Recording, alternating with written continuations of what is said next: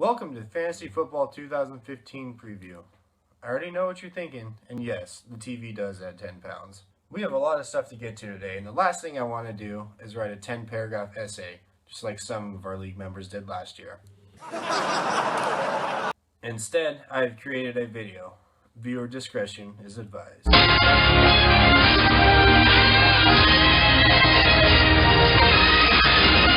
Congratulations on our 9th year of fantasy football. 9 years is a long time. Now let's take a trip down memory lane and see what life was like 9 years ago. The price of gas was $2.20. The Pittsburgh Steelers just won a Super Bowl led by Jerome Bettis, so if I had to guess, he'd somehow find a way on Fox's team this year. And Andy was dating. I think we can all agree that last year was full of surprises. Seager won, Fox was impeached, and Blake's auto-drafted team almost ended up winning. Everyone really brought the fire last year. For crying out loud, Daniel was 2 letters away from saying fuck. The final standings ended up with Seager winning, Delph getting second, and Daniel getting third.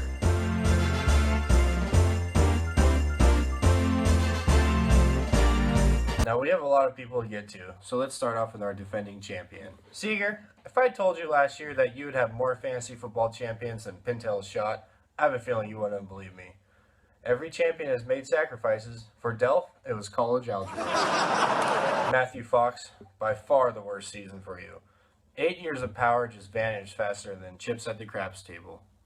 I think it's safe to say there's always been a correlation between fantasy football power and athletic skills for you.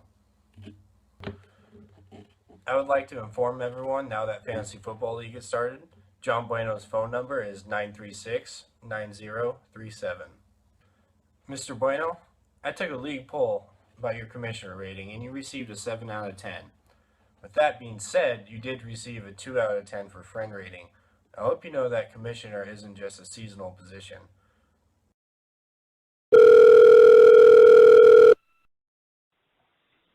Hello? Commissioner Bueno, Jeff Nichols here. How are you today?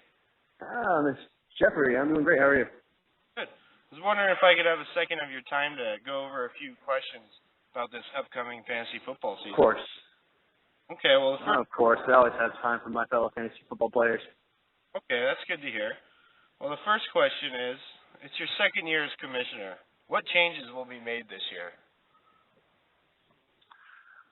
Ideally, I would just like everybody to pay more attention to the league.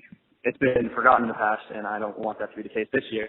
I hope to put my own stamp on the league and really just instill a level of confidence and competitiveness in all the players this season so everybody can feel like they have a chance to win. Okay, I like that. All right, we're coming off the best season ever with respect to competitiveness. What do you have planned this season to keep that going, and will it be good enough for Ryan Yoshida? Well, you say it's the best season for competitiveness, and I still feel like we have miles to go to be where we should be. I hold everybody accountable, and I'm going to expect everybody to have a full roster each and every week.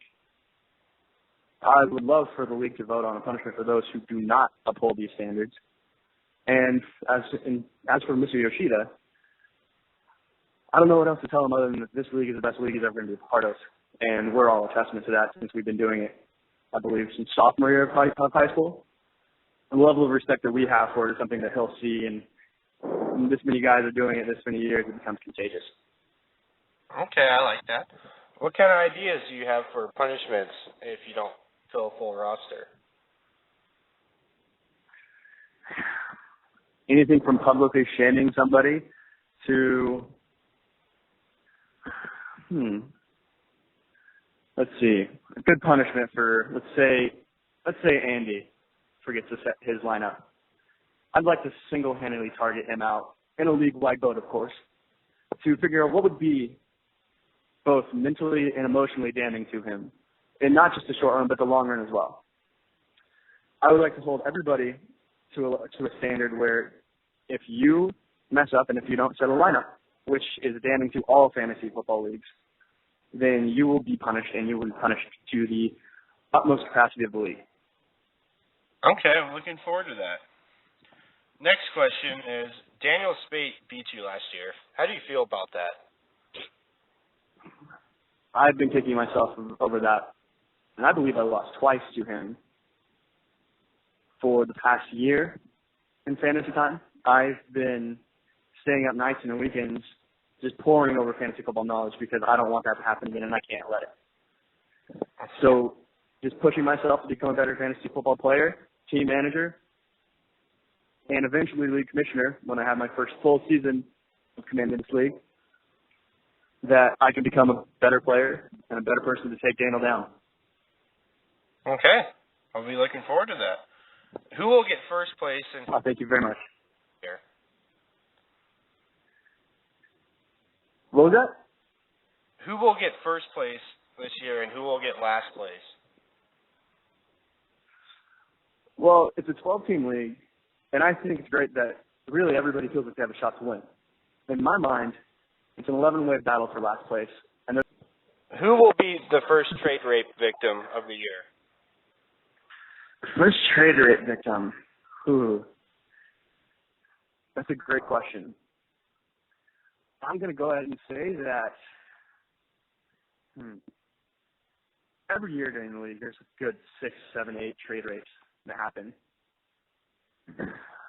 Usually it's easy to tell post-draft when you can tell which teams are going to be weak at certain positions, but I'm going to go ahead and say that the first trade rape victim this year will be none other than, and this is going to feel like I'm doing, it's just a cop-out to say this, but Keith K-Baby Hernandez will be first to be trade raped this year. Well, Mr. Bueno, I think we've taken up enough of your time. I'd like to thank you for calling in. And I'd like to wish well, thank you for calling, Jeffrey. fantasy football season. And same to you. Looking forward to seeing you at golfers. We would like to bring you to our first commercial sponsored by Fucked Up Fox.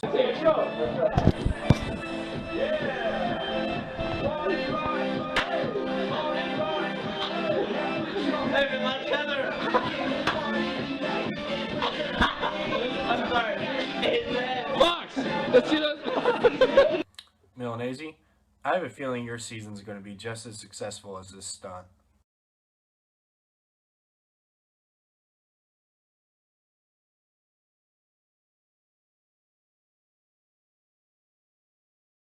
Mr. Shingle, big off season, getting married. I hope you bring the same intensity as you did last year.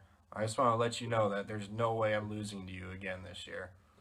Mr. Delph, big letdown last year. I'm very happy that you lost, or else my wallet would have been a little lighter.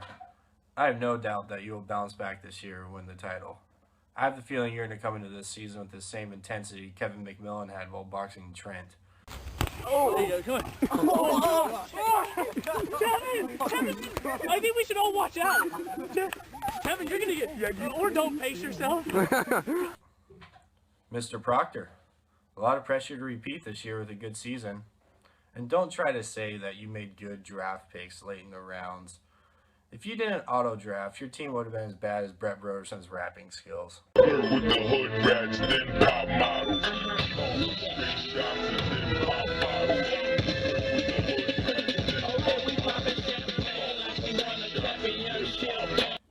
Keith, everything non-football related, I'm expecting greatness out of you. On the other side, football related, I have a feeling your season's going to go like this.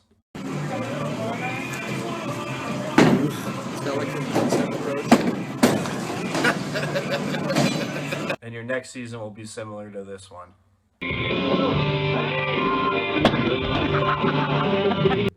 Andy, I don't care that you did beat me last year. You're still a Cowboys fan. With that being said, you did play well last year. You've come a long way. Just a few years ago, you were wearing these.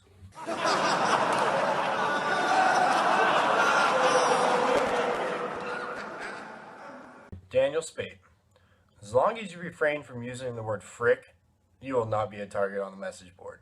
It's really not that hard. All you gotta do is grab little Jesus, put earmuffs on him, and then you can say whatever you want. Fuck, shit, balls, cunt. As easy as that. Moving on, it's time to pay our respects to our 8-year commissioner, Matthew Fox.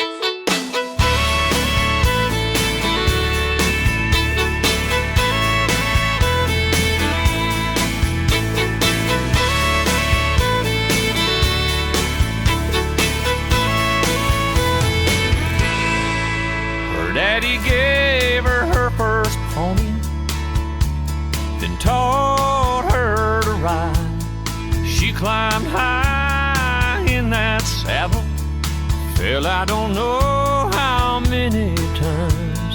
He taught her a lesson that she learned, maybe a little too well. Cowgirls don't cry. Ride, baby, ride. Hi, I'm Matt, and this was my first jump.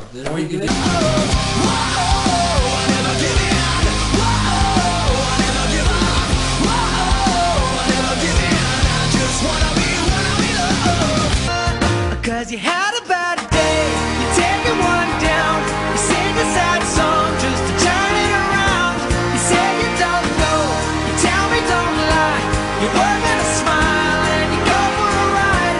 You had a bad day. I get knocked down, but I get up again.